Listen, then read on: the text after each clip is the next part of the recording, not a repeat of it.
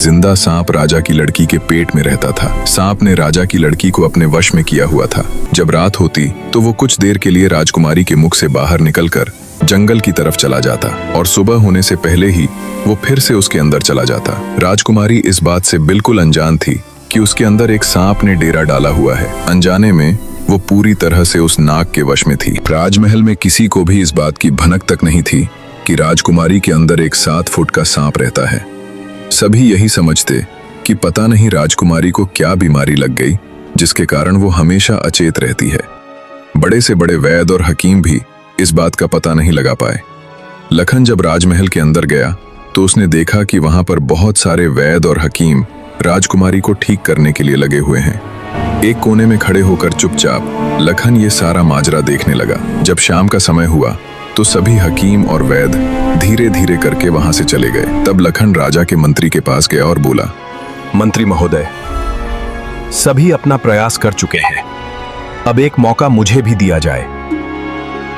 लखन की बात सुन मंत्री उसे अपने साथ ले राजा के पास जाता है और लखन का प्रस्ताव राजा के सामने रखता है। बेचारा हर तरफ से निराश हो चुका। राजा एक बार अनबने ढंग से लखन की तरफ देखता है, फिर दुखी मन से कहता है, बताओ तुम मेरी बेटी का इलाज किस प्रकार करोगे?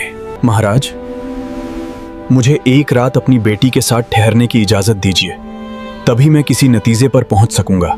एक बात और महाराज, मैं बिल्कुल एकांत में राजकुमारी के साथ रहना चाहता हूँ, तभी मैं अच्छे से ध्यान लगाकर राजकुमारी जी की बीमारी का पता लगा पाऊंगा।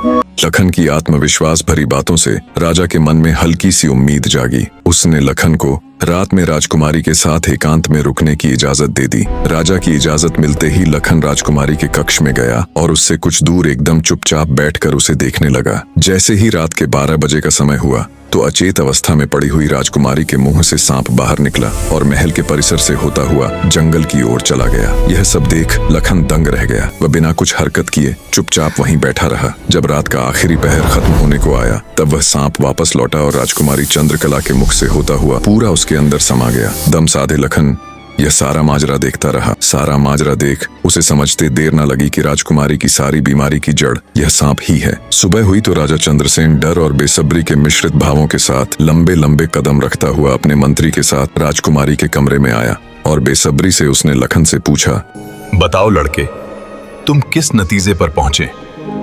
क्या मेरी बेटी ठीक हो जाएगी? महाराज, मुझे राजकुमारी की बीमारी का पता चल गया है और ईश्वर ने चाहा तो वो जरूर ठीक हो जाएगी। आप मुझे एक रात का समय और दीजिए और मेरे लिए